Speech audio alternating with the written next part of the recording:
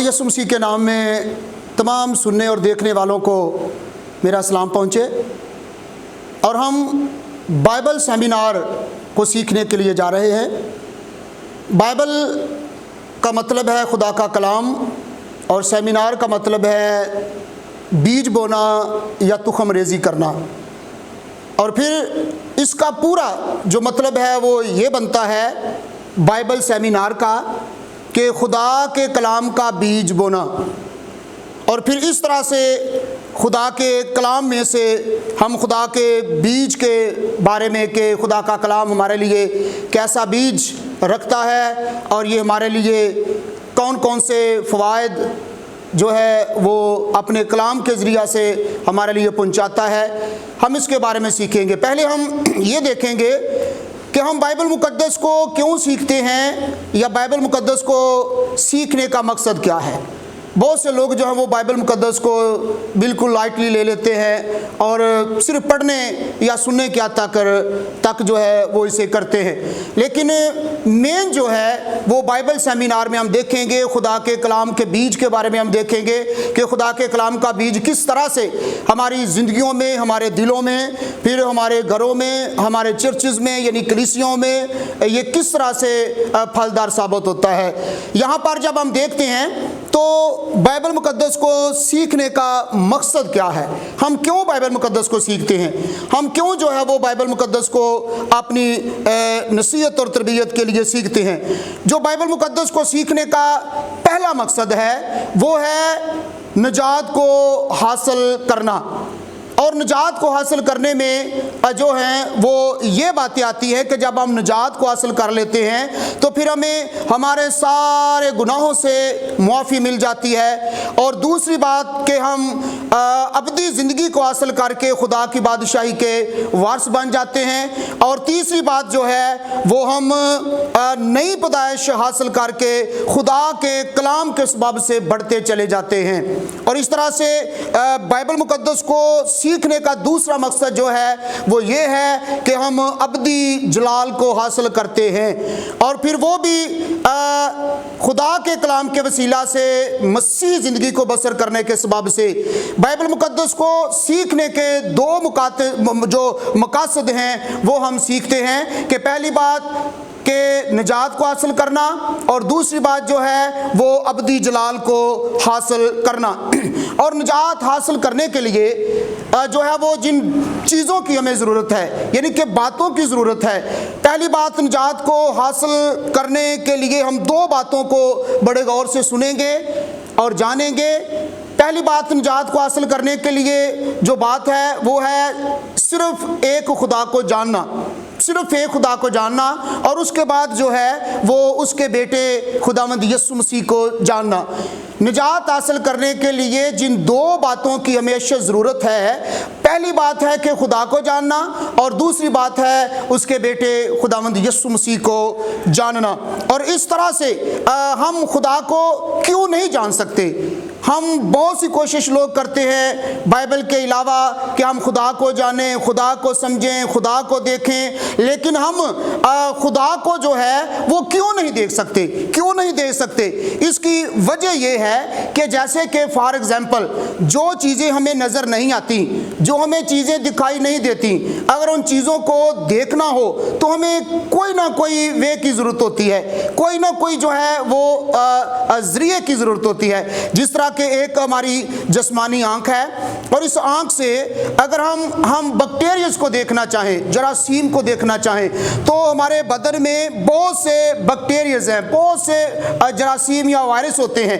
अगर अपने बदन के अंदर बैक्टीरियाज को देखना हो तो हमारी जिस्मानी आँख जो है वो वैसे तो नहीं देख सकती, लेकिन एक ज़रिया है वो है माइक्रोस्कोप। हम इसके ज़रिए से जो है वो अपने बदन के अंदर बैक्टीरियाज को देख सकते हैं। और दूसरी बात जो है, अगर आसमान के सितारों को नज़दीक से देखना हो, कहकशां को नज़दीक से देखना हो, तो फिर हमें एक बड़ी दूरबीन की ज़रूरत पड़ती है। इसी तरह से जब ये जो हर घर में तकरीबन डिश एंटीना का जो है वो काम है, डिश एंटीना के ज़रिए से लोग टीवी पर जो है वो बहुत सी ऐसी चीज़ें देखते हैं जिन्हों में फिल्में हैं, ड्रामे हैं, प्रोग्राम्स वगैरह वगैरह हैं। अगर हम जो है डिश एंटीना से निकलने वाली शुआओं को देखना चाहें तो इसके लिए ज़रिया जो है वो है टेलीविज़न, यानी कि टीवी। इस तरह से जिस तरह से हम जिस्मानी आंख से बैक्टीरियाज को देखने के लिए माइक्रोस्कोप का इस्तेमाल करते हैं, सितारों को या सितारों के झुरमुट को और देखने के लिए बड़ी दूरबीन का इस्तेमाल करते हैं, इसी तरह से डिश एंटीना के अंदर से निकलने वाली शुआओं को देखना हो तो हमें टेलीविज़न की ज़रूरत पड़ती है। इसी तरह अगर खुदा को जानना हो, खुदा को देखना हो, तो वो खुदा का कलाम है, यानी कि बाइबल मुकद्दस। जैसा कि हम सीख रहे हैं कि बाइबल सेमिनार, यानी कि बाइबल सेमिनार से मतलब यह है कि खुदा के कलाम का बीज बोना या खुदा के कलाम से तुखम रेजी करना। और इसी तरह खुदा को अगर देखना हो तो वो सिर्फ और सिर्फ खुदा का कलाम यानी बाइबल मुकद्दस है। बाइबल मुकद्दस के अलावा हम खुदा को कभी भी जान नहीं सकते, कभी भी हम खुदा को देख नहीं सकते। क्यों? कि इब्तिदा में कलाम था और कलाम खुदा के साथ था और कलाम खुदा था। यूहन्ना रसूल का इंजीली बयान उसका पहला बाब और उसकी पहली आयत को देखें तो यहाँ पर ये रकम है कि इब्तिदा में कलाम था और कलाम खुदा के साथ था और कलाम खुदा था। और इसी तरह से जब आगे बढ़ते हैं तो ये कलाम दरअसल बहुत से लोग कहते हैं कि ये कलाम जो है ये किसी आदमी का होगा, ये किसी इंसान का होगा, लेकिन याद रखिए ये खुदा का कलाम है, ये किसी इंसान का नहीं, किसी आदमी का नहीं, किसी शख्स का नहीं। जैसा कि फॉर एग्जाम्पल देखते हैं कि आप स्क्रीन पर देखते होंगे कि ये एक दादी माँ है और वो उसकी पोती है और फिर ये ख़त है और ये दादी माँ जो है ये बोल रही है और उसकी पोती जो है वो ख़त को लिख रही है और ख़त जो है वो तैयार हो जाता है। ये ख़त पोती का नहीं बल्कि ये ख़त उसकी दादी का है, क्योंकि पोती जो है सिर्फ लिखने की हद तक है, लेकिन लिखवा कौन रही है? उसकी दादी। इसी तरह से खुदा अपने लोगों को लिखवाता था और उसके लोग लिखते थे और यूँ बाइबल मुकद्दस हम तक पहुँची। जिस तरह से ये ख़त उस दादी माँ का है, इसी तरह ये बाइबल मुकद्दस जो है ये खुदा का कलाम है, ये खुदा के मुंह की बातें हैं, ना कि किसी इंसान की। और इसी तरह से फिर यशायाह नबी का सहीफ़ा उसका 34वां बाब और उसकी 16वीं आयत के अंदर लिखा है, तुम खुदावंद की किताब में ढूंढो और पढ़ो, इनमें से एक भी कम ना होगा और कोई बेजुफ्त ना होगा, क्योंकि मेरे मुंह ने यही हुक्म किया है और उसकी रूह ने इनको जमा किया है। यानी कि इस खुदा के कलाम को हमने ढूंढना है, हमने पढ़ना है। इमसाल की किताब के अंदर 2 बाब में जब पढ़ते हैं तो वहाँ पर भी लिखा है कि इसको ऐसे ढूंढे या ढूंढो जैसे चांदी को, जैसे सोने को। और इसी तरह से हम उससे भी बढ़कर जो है ये खुदा के कलाम को ढूंढें और इसको पढ़ें, क्योंकि खुदा के कलाम के बगैर जो है वो हमें कहीं से भी कुछ भी हासिल नहीं हो सकता। क्यों? जब हम पैदाइश की किताब उसका पहला बाब और उसकी पहली आयत ही को पढ़ते हैं तो यहाँ पर लिखा है, खुदा ने इब्तिदा में ज़मीन और आसमान को पैदा किया। हम बाइबल सेमिनार को सीख रहे हैं, यानी कि खुदा के कलाम के बीज के बारे में सीख रहे हैं कि हम खुदा के कलाम के बीज को जो है वो बो रहे हैं, वो बखेर रहे हैं और हम मुख्तसरन जो है वो सीखने की कोशिश कर रहे हैं रूह कुद्दुस की रहनुमाई में। तो पैदाइश पहले बाब की पहली आयत यूँ बयान करती है कि खुदा ने इब्तिदा में ज़मीन और आसमान को पैदा किया। और किस तरह से उसने पैदा किया? क्या हादसाती तौर पे हो गया? क्या ये अचानक हो गया? हरगिज़ नहीं। पहला दिन जो है ये जो है कभी भी हादसाती तौर पे नहीं हो सकता। ये जो पत्थर है ये हादसाती तौर पे नहीं, ये एक्सीडेंटली तौर पे नहीं है। ये पत्थर जो है ये किसी ने बनाया। इसी तरह से पहला दिन या कोई भी चीज़ जो है वो हादसाती तौर पे पैदा नहीं हुई, उसको किसी ना किसी ने बनाया। हम आगे इसको सीखते चले जाएंगे। और क्या ये अचानक बन गया? ये जो खिलौना जहाज़ है क्या ये अचानक बन गया? नहीं, इसको भी किसी ने बनाया। इसी तरह से हो सकता है कि फिर इस खिलौने जहाज़ से एक रियल असल जहाज जो है वो बनकर उड़ जाए और हजारों मीलों की प्रवास कर जाए। क्या ऐसा हो सकता है? नहीं। यानी कि जिस तरह से इस खिलौने जहाज को किसी ने बनाया, उसी तरह इस रियल और असल जहाज को भी किसी ने बनाया, किसी ने बनाया। और कभी भी ये जो है वो ये अचानक नहीं हो सकता, ये ऑटोमेटिकली तौर पर नहीं हो सकता, क्योंकि बाइबल मुकद्दस बयान करती है, इब्रानियों का 3 बाब उसकी 4 आयत के अंदर लिखा है, चुनांचे हर एक घर का कोई ना कोई बनाने वाला होता है, मगर जिसने सब चीजें बनाई वो खुदा है। यानी कि जिस तरह से इस घर को किसी ना किसी ने बनाया, इसी तरह से खुदा ने हर चीज को बनाया। खुदा ने हर चीज को बनाया। हर चीज खुदा के हाथों की बनाई हुई दस्तकारी है। हर चीज उसके हुक्म से जो है वो वजूद में आई, और आज भी हर चीज जो है वो खुदा के हुक्म की मोहताज है। जिस तरह से ये छोटी पेंटिंग जो है ये भी किसी ने बनाई, और बड़ी पेंटिंग जो है वो भी किसी ने बनाई, ये खुद से नहीं बनी। छोटी पेंटिंग को जो है वो किसी बच्चे ने बनाया, और इस दूसरी पेंटिंग को जो है वो किसी बड़े ने बनाया, किसी आर्टिस्ट ने बनाया। जिस तरह से ये खुदा तख्लीक कार है, खुदा तख्लीक करता है। जैसा कि खुदा ने पहले दिन रोशनी को बनाया, खुदा ने दूसरे दिन जो है वो आसमान को बनाया, खुदा ने तीसरे दिन जो है वो ज़मीन को, समंदर को और पौधों को बनाया, फिर खुदा ने चौथे दिन जो है वो सूरज और चांद और सितारों को बनाया, खुदा ने 5वें दिन जो है वो समुद्री मखलूक़ात और परिंदों को बनाया, फिर खुदा ने 6ठे दिन जो है वो जानवरों और इंसान को बनाया। ये खुदा की तख्लीक है, ये खुदा की क्रिएशन है कि खुदा जो है उसने हर चीज़ को तख्लीक किया, बनाया या पैदा किया।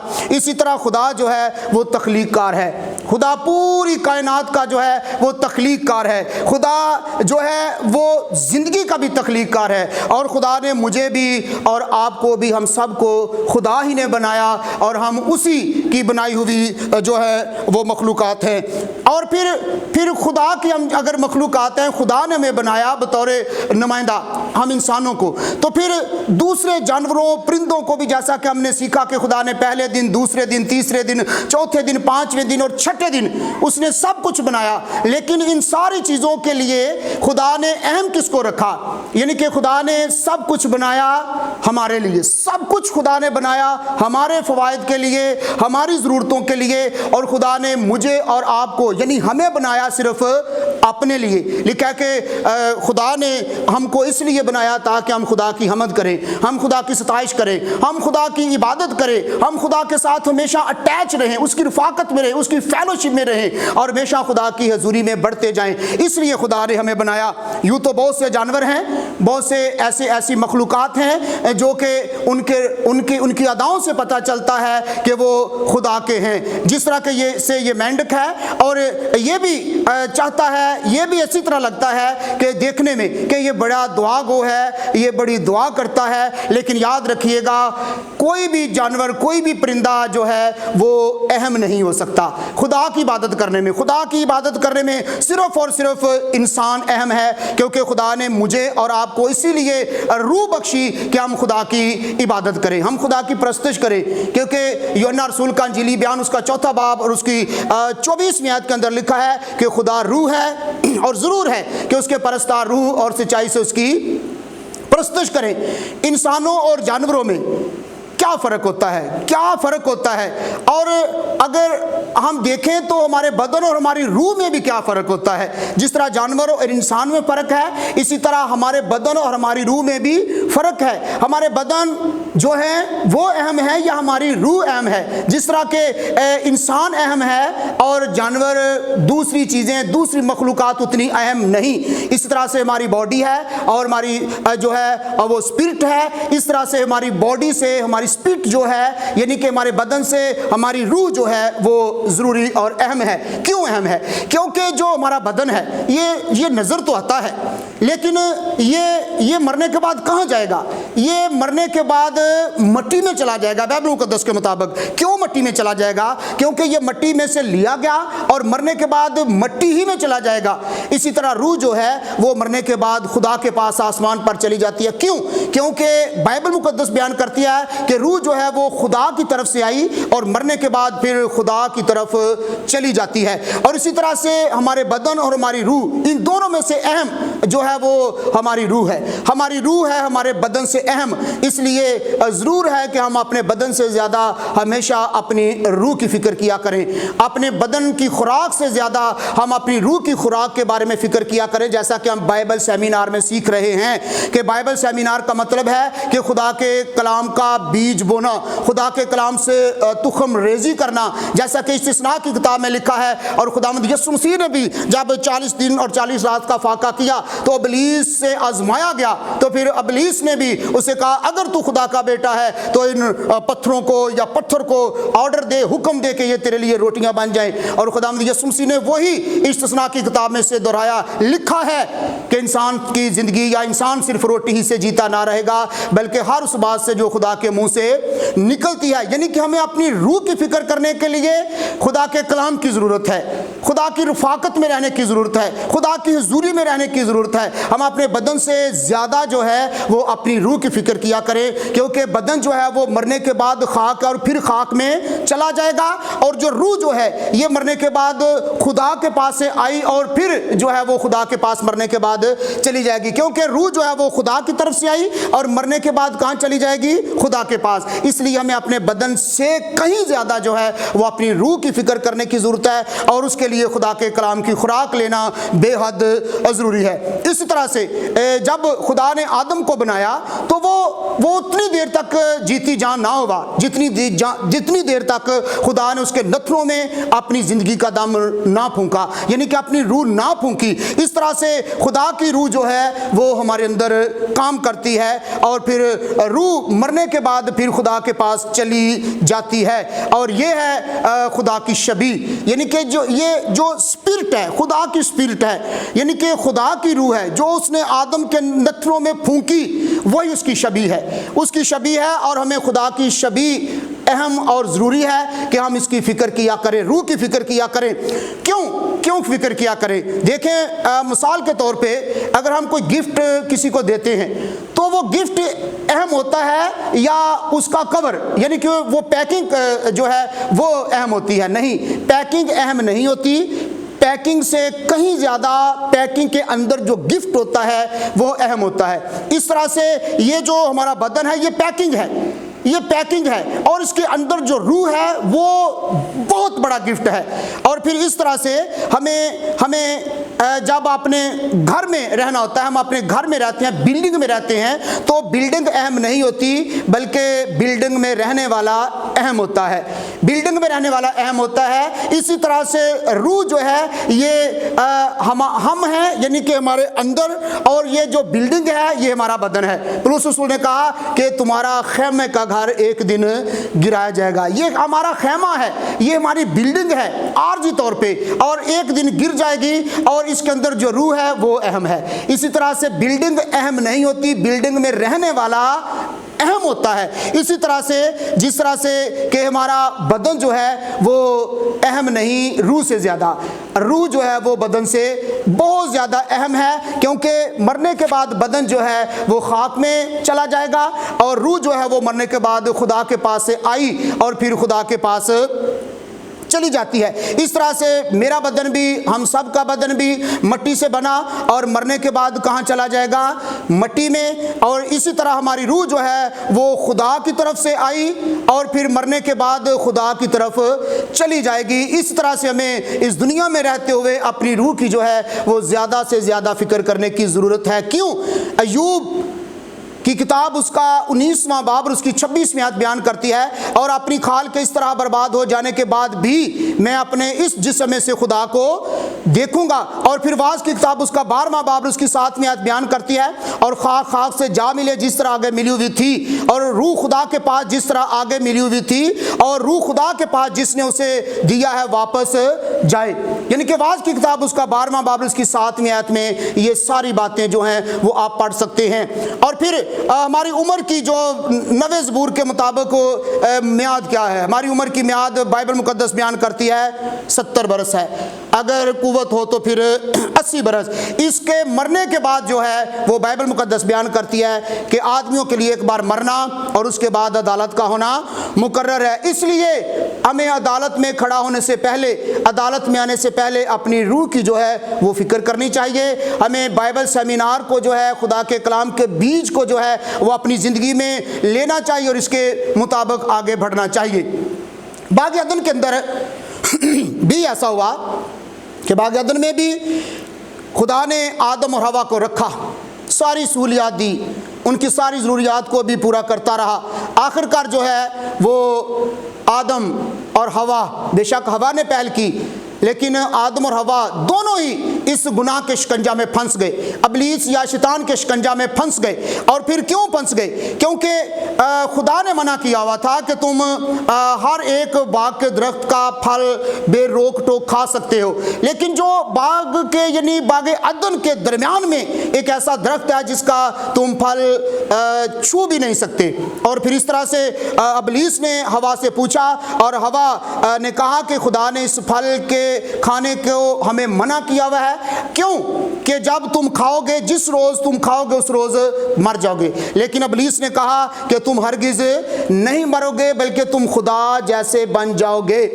और हवा जो है वो इब्लीस के या शैतान के इस बहकावे में आ गई और उसने फल खाया और वो दोनों ही गुनाह आलूदा हो गए, क्योंकि आदम ने भी खा लिया अपनी बीवी हवा के जो है वो कहने पर। और फिर जब दोनों ने खा लिया तो यहाँ पर लिखा है कि पैदाइश 3 बाब की नामी आयत बयान करती है, फिर खुदा ने ठंडे वक्त में जो है वो आदम से कहा कि ए आदम तू कहाँ है? और आदम ने जवाब दिया कि ए खुदा, मैं तेरे सामने नहीं आ सकता क्योंकि मैं नंगा हूँ। और खुदा को पता चल जाता है कि वाकई ही ये नंगे क्यों हुए, क्योंकि इन्होंने मेरे कलाम की नाफरमानी की है, इन्होंने मेरे कलाम को जो है वो रिजेक्ट कर दिया है, ये मेरे कलाम से मुनहर्रफ हो गए हैं। इसलिए खुदा ने, मैं शॉर्टकट आपको मुख्तसरन आपको बताना चाहता हूँ। और फिर जब हम देखते हैं पैदाइश की किताब उसका 3 बाब और उसकी 21वीं आयत के अंदर, तो वहाँ फिर खुदा ने कहा कि खुदा ने आदम और उसकी बीवी के वास्ते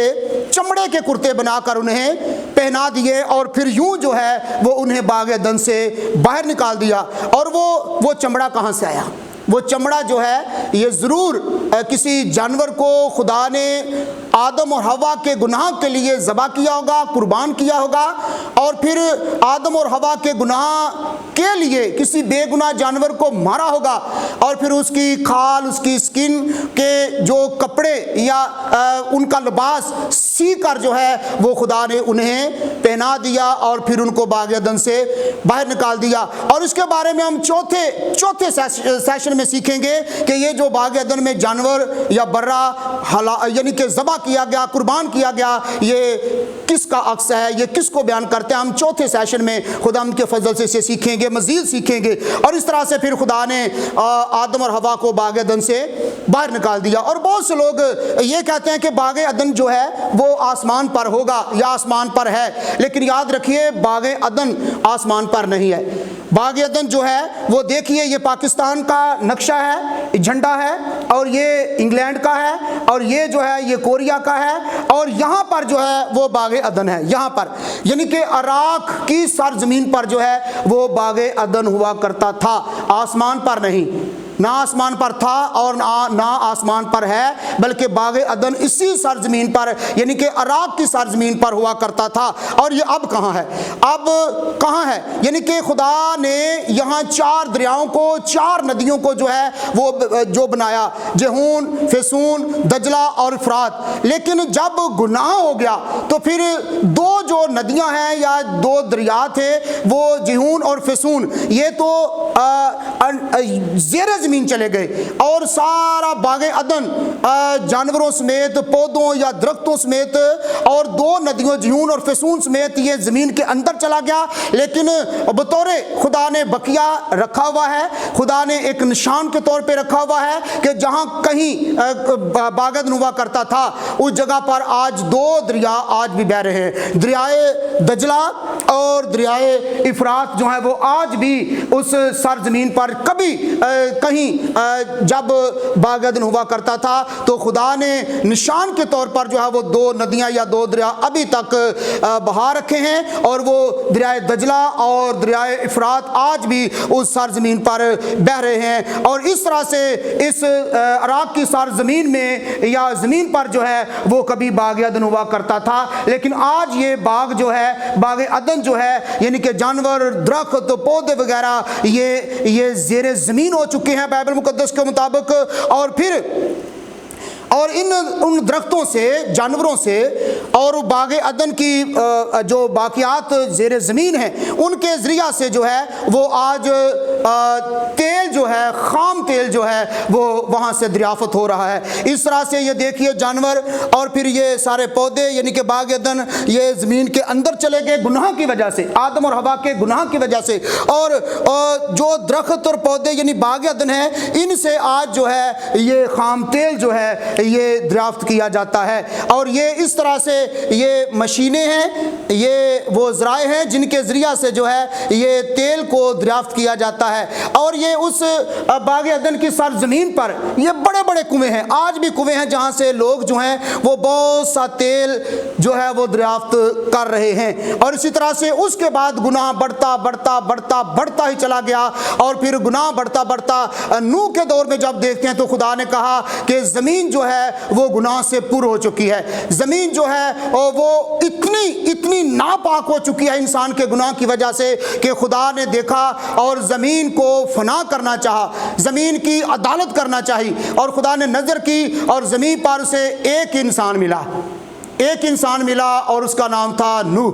और उसने नूह से कहा, और पैदाइश 6 बाब की 5वीं आयत के अंदर जब हम देखते हैं तो लिखा है खुदावंद ने देखा कि ज़मीन पर इंसान की बदी बहुत बढ़ गई और उसके दिल के तसव्वुर और ख्याल सदा बुरे ही होते हैं। और फिर खुदा ने जो है वो देखा कि हर इंसान ने अपनी ज़िंदगी गुजारने का तरीका बिगाड़ लिया है, हर कोई गुनाह में मुब्तला है। और फिर इस तरह से खुदा देख ना सका और खुदा ने फिर जो है वो नूह को कॉल किया, नूह को बुलाया और नूह से कहा कि तू अपने लिए गोफर की लकड़ी की एक कश्ती बना और उसमें कोठड़ियां तैयार करना और उसके अंदर और बाहर राल को लगाना, यानी कि कश्ती, एक बहुत बड़ा बहरी जहाज जो है वो तैयार कर और उस जहाज के 3 दर्जे या 3 हिस्से या 3 पोर्शन बनाना। और उसने खुदा के कलाम के कहने के मुताबिक, खुदा के कलाम के मुताबिक ऐसा ही किया। और उसने 3 दर्जों या 3 बिल्डिंग्स या 3 पोर्शन का उसने एक बहुत बड़ा बहरी जहाज बनाया। और ये कहने को तो कश्ती है, लिखने का तो कश्ती है, सीखने सिखाने को तो कश्ती है, लेकिन दरअसल ये बहुत बड़ा जहाज था और फुटबॉल की ग्राउंड जितना इसका एरिया था, इलाका था, और ये बहुत बड़ा जहाज था। और फिर खुदा के कहने के मुताबिक, खुदा के कलाम के मुताबिक नूह ने इस कश्ती यानी जहाज को जो है वो तैयार किया। और फिर खुदा के कलाम के मुताबिक इसने उस कश्ती को इतनी जल्दी खुदा ने तैयार नहीं करवाया। खुदा ने तकरीबन 80 से 90 साल तक जो है वो नूह इसको बनाता रहा। 80 से 90 साल का अरसा जो है इस जहाज़ को या कश्ती को तैयार करने में लगा। और साथ साथ नूह जो है वो कश्ती भी तैयार करता रहा और साथ साथ 120 साल तक वो तौबा की मुनादी भी करता रहा कि अपने गुनाहों से बाज आ जाओ, अपने गुनाहों से तौबा कर लो, वरना खुदा पानी से तुम्हारी अदालत करेगा और तुम सब मर जाओगे। लेकिन किसी ने भी जो है वो खुदा के कलाम का यकीन ना किया। जब देखें नूह के दौर को और आज के हालात हाजरा को, आज के दौर को, तो सेम है। आज भी खुदा के लोगों की, खुदा के कलाम की बहुत से लोग बात नहीं मानते।